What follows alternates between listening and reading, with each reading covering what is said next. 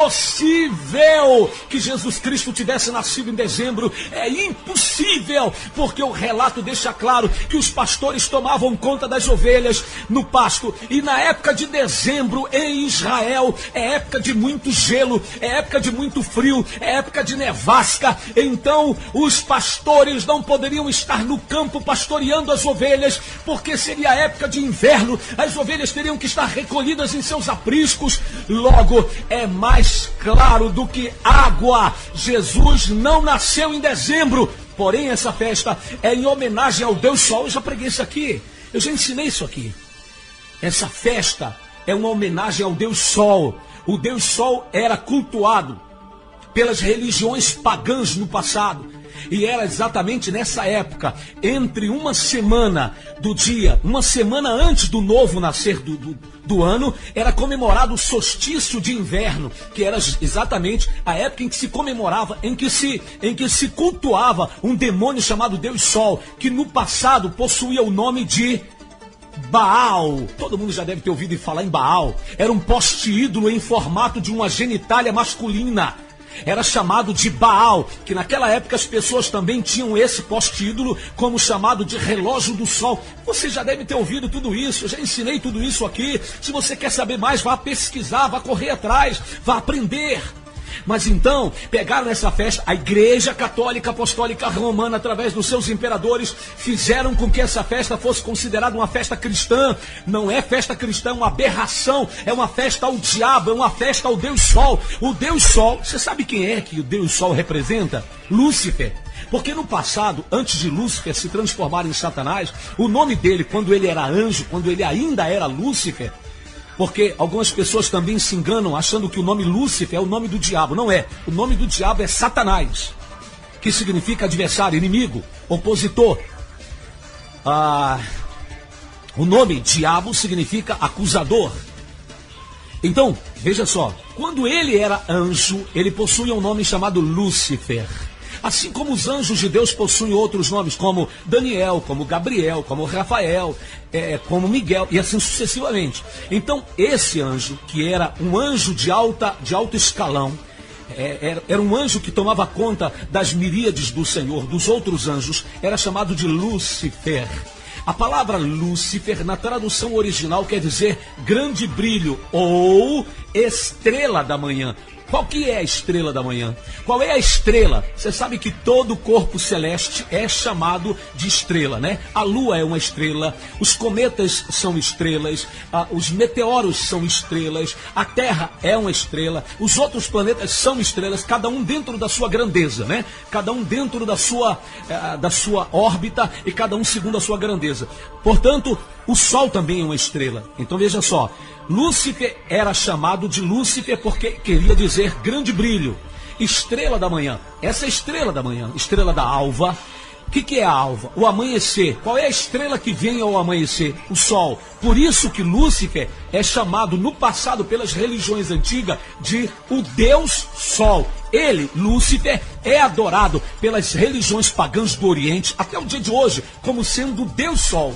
Era tudo que Lúcifer queria, era ser adorado como Deus, assim como o Deus Todo-Poderoso também era adorado como Deus. Então o que ele queria era ser adorado. Então, ao ser derrubado por Deus, ao ser lançado fora do seu trono, Deus o lança nas profundezas do abismo. Só que quando o homem é formado, o homem começa a se devotar em adoração ao Lúcifer, que quer dizer o Deus Sol, a estrela da alva, aquele que vem ao amanhecer. Tá dando para vocês entenderem?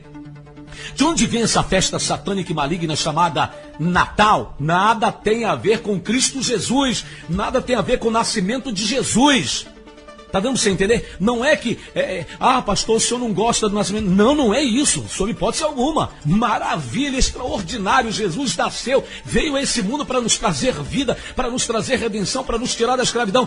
Porém, pegar uma festa que foi denominada para o diabo e dizer que é para Deus, isso é uma verdadeira assinte, isso é uma verdadeira aberração. Peraí, pelo amor de Deus.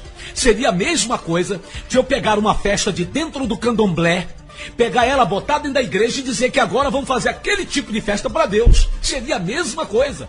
Foi o que fizeram em relação ao Natal. Até mesmo em relação ao Réveillon, que é uma festa satânica, é uma festa diabólica, criada, inclusive, eu vou colocar esse estudo mais adiante, para que vocês possam ver sobre isso. É uma festa diabólica, o Réveillon, feita em homenagem a um deus grego-romano chamado de Jano.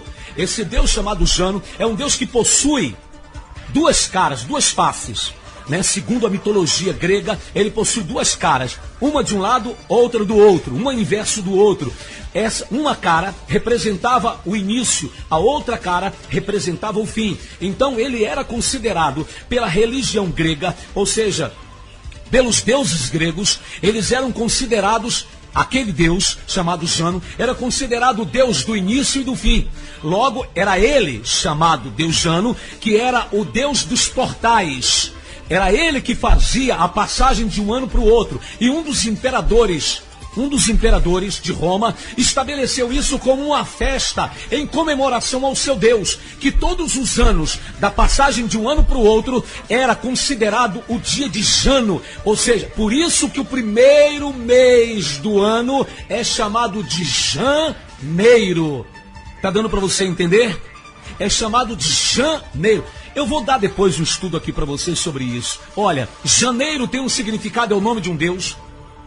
Março é nome de outro Deus, maio é nome de outro Deus, junho representa um dos imperadores romanos, que era o Júlio César. Agosto representa também uma comemoração a um dos imperadores romanos, que era Augusto César, e por aí vai. Depois eu vou dar um estudo para vocês sobre isso aqui, vocês verão. Então, o que acontece?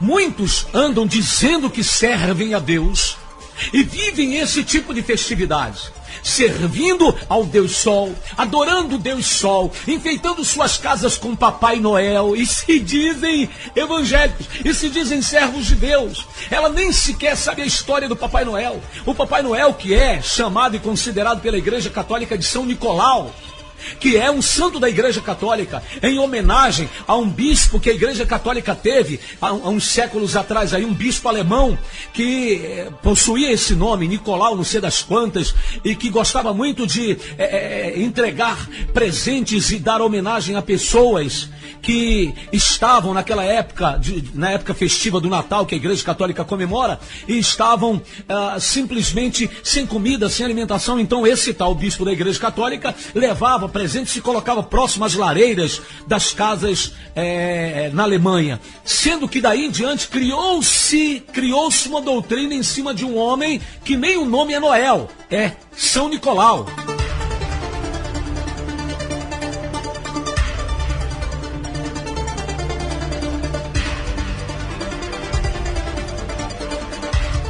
Tudo isso eu estou explicando para você entender que muitas dessas festas ou dessas festividades que nos cercam não tem origem na Bíblia, não tem origem em uma fé cristã, não tem origem em uma obediência ao Senhor de nossas vidas, que é Cristo, que é o Senhor Jesus. E muitos que se dizem cristãos e que se dizem servos estão participando dessa patifaria. Pastores evangélicos que simplesmente vivem para si mesmo, tá nem aí para ensinar nada para o povo, ó. Tá nem aí, querem mais é que o povo se dane, querem mais é que o povo vá pro inferno, eles querem mais é que o povo, exploda, tá nem aí pro azar, e não tem a menor preocupação de ensinar nada para ninguém, contanto que eles consigam tirar proveito de alguma coisa para eles.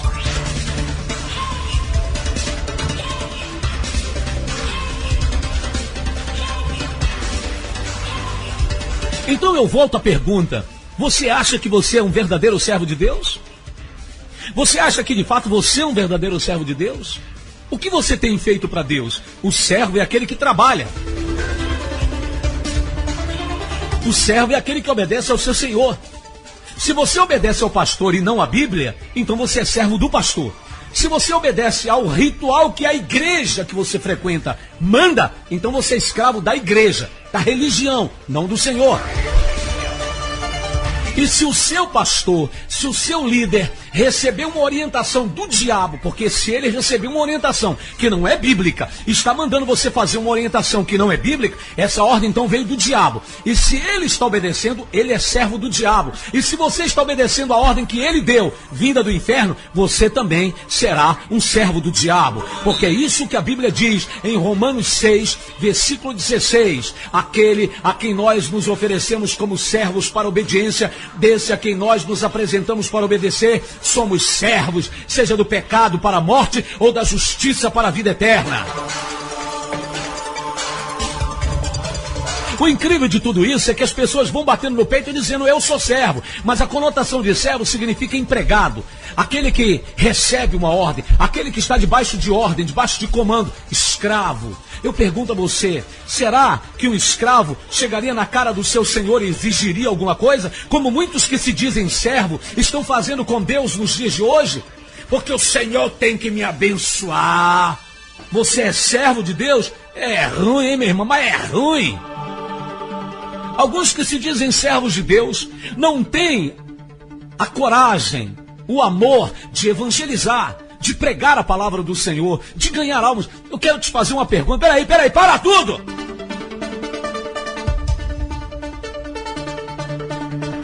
Para tudo, peraí! Para tudo! Eu vou te fazer uma pergunta. Você é servo de Deus, não é? Você é servo de Deus?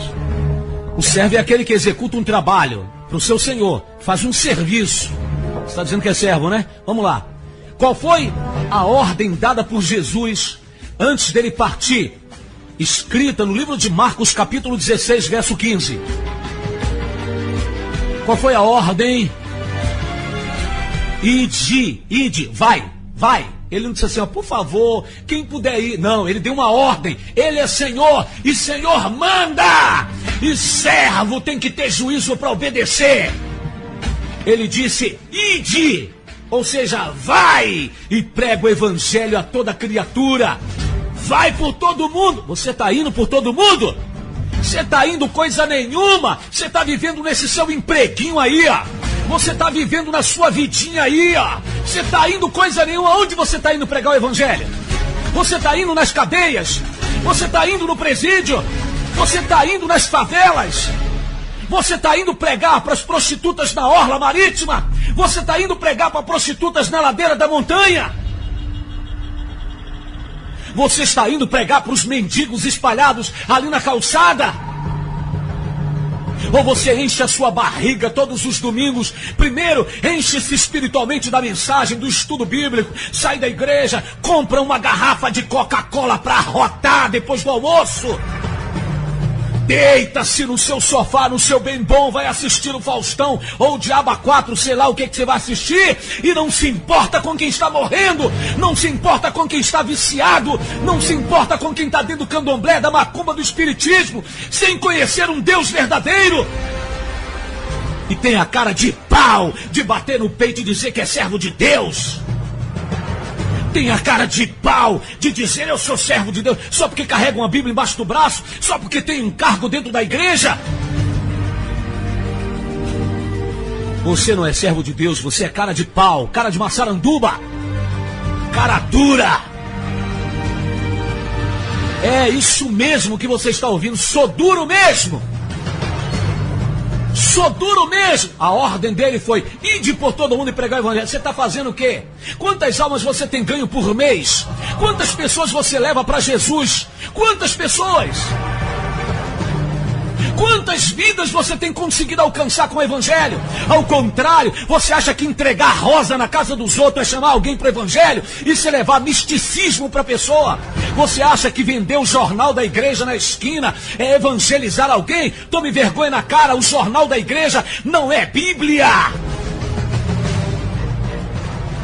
Isso é tentar atrair as pessoas com iscas. E Jesus Cristo disse, ide e pregai o evangelho. Não mandou distribuir revista, não mandou entregar jornal, não mandou entregar fita para o povo grudar no braço, não mandou ludibriar as pessoas, tentando atraí-las de qualquer forma para dentro do templo. Ele disse, ide e pregai o evangelho a toda criatura.